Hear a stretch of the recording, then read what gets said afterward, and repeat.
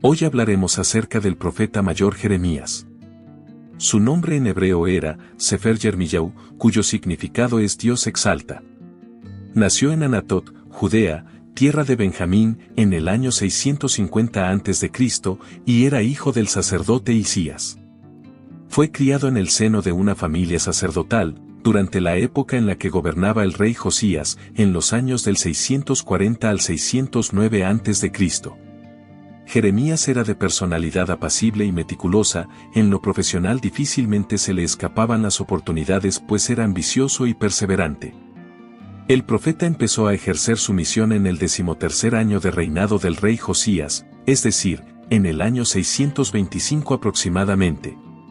Jeremías recibió palabra de Dios cuando era aún muy joven y desde antes de nacer ya era escogido para ser profeta de naciones. El Señor mandó a Jeremías a no casarse y a no tener hijos porque un juicio divino inminente caería sobre Judá en la próxima generación. La persona más cercana a Jeremías fue su fiel secretario Baruc, quien escribía las palabras de Jeremías mientras el profeta se las dictaba, y a quien Jeremías le dio mensaje de parte de Dios. Su mensaje habla sobre las injusticias sociales y mantuvo una relación directa con los acontecimientos políticos de su tiempo. Jeremías comenzó a profetizar en Judá casi en la mitad del reino de Josías y siguió haciéndolo durante los reinados de Joacás, Joacim, Joaquín y Sedequías. Todo ese tiempo fue una época tormentosa y difícil en el que la condena de las naciones enteras estaba siendo sellada, incluyendo a la misma Judá. La mayoría de sus profecías fueron escritas en rollos por el escriba Baruc, hijo de Nerías, quien le acompañó en una buena parte de su misión. Jeremías, con sus profecías sobre la invasión de los pueblos del norte, es decir, Babilonia, desafió la política y el paganismo de los reyes de Judea, Joaquín y Sedequías, además de anunciar el castigo de Dios por la violencia y corrupción social que rompían la alianza con Dios.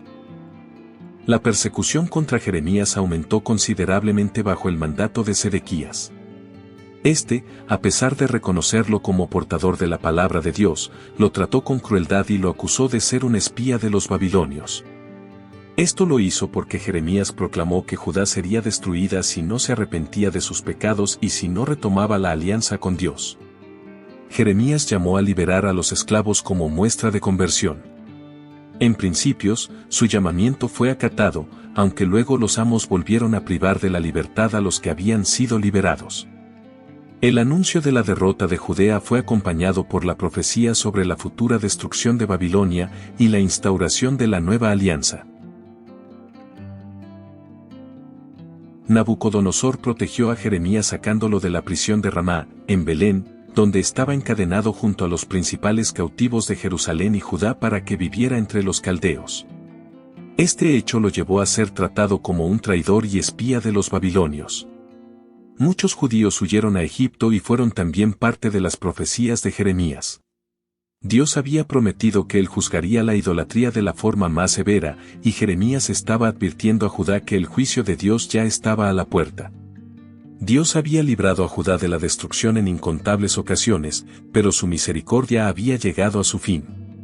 Jeremías describe al rey Nabucodonosor conquistando y sojuzgando a Judá bajo su dominio. Después de una rebelión posterior, Dios trajo a Nabucodonosor, y el ejército babilonio regresó para destruir y desolar a Judá y Jerusalén. Sin embargo, aún en medio de este severísimo juicio, Dios promete la restauración de Judá cuando regrese a la tierra que Dios les había dado. Antes de continuar, nos gustaría invitarte a visitar nuestra página oficial, Orígenes 88. Puedes encontrar el enlace en la descripción de este video o buscarnos directamente en tu navegador. Allí encontrarás gran cantidad de estudios bíblicos e históricos relacionados con la Biblia. Continuamos. A lo largo de su actividad profética, Jeremías no conoció más que la decepción. Tiempo después, los exiliados al encontrar las profecías de Jeremías, comprendieron que ese era un signo de la justicia del Señor. En el momento en que se veían privados de las instituciones religiosas y políticas que constituían los soportes materiales de la fe, Jeremías continuaba enseñándoles, más con su vida que con sus palabras, Que lo esencial de la religión no es el culto exterior sino la unión personal con Dios y la fidelidad a sus mandamientos. Para Jeremías Dios era lo primero. Jeremías proyectaba al Señor como el creador de todo lo que existe, como todopoderoso, y quien estaba presente en todas partes. Le otorgaba los atributos más elevados al Dios al cual servía, viéndolo como el Señor, no solo de Judá, sino de todas las naciones. El libro de Jeremías contiene un mensaje de juicio sobre Judá por el aumento de la idolatría y la falta de comunión con Dios. Contiene las profecías, advertencias y enseñanzas que formaron parte del ministerio del profeta en el Reino del Sur. El libro al que después se le añadieron numerosos párrafos, es un conjunto de profecías cuya parte primordial era anunciar un nuevo pacto entre Dios y los habitantes de Israel. Está escrito en idioma hebreo con gran complejidad y poesía y aborda entre otras cuestiones el exilio judío en Babilonia. Otros libros que se le atribuyen al profeta son el de los Reyes y Lamentaciones.